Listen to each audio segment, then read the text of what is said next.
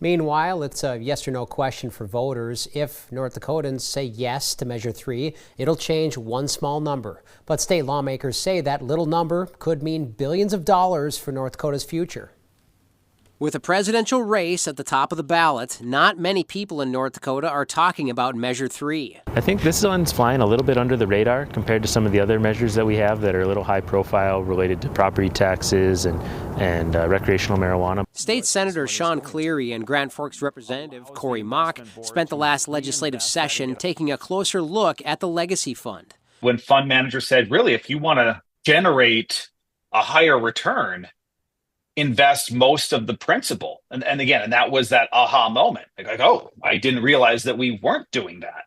What Mock and Cleary came up with was House Concurrent Resolution 3033, an idea to lower the amount of the principal of the Legacy Fund that the legislature can spend from 15% to 5%. So much of the fund itself is sitting aside in cash reserves because theoretically the legislature can come back and spend up to 15% of the principal.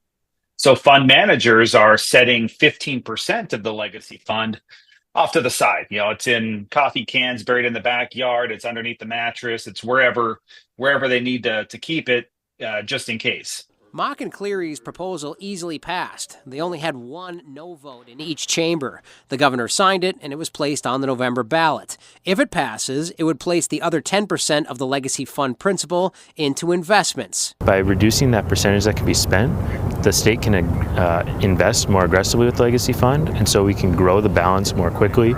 It'd be billions of dollars over the next couple decades, and that in turn will give us more earnings from the Legacy Fund to be able to provide for things like tax relief and investment in essential services. The Legacy Fund was created in 2010 and collects 30% of oil and gas production as well as oil extraction taxes. But under Mock and Cleary's bill, state lawmakers would still need a two-thirds majority to spend any of the 5% of the principal. And we will still have more than 3 times how much available in reserves than we ever thought we would have available. So, and that number will only continue to grow. 5% of some of these numbers is a staggering amount of money that will be available if we ever needed to dip into the principal to fund some short-term priorities. Right now, Mock says he couldn't debate the measure because business leaders couldn't find any opposition. His challenge now is simply spelling out to neighbors why they should vote yes on Measure 3.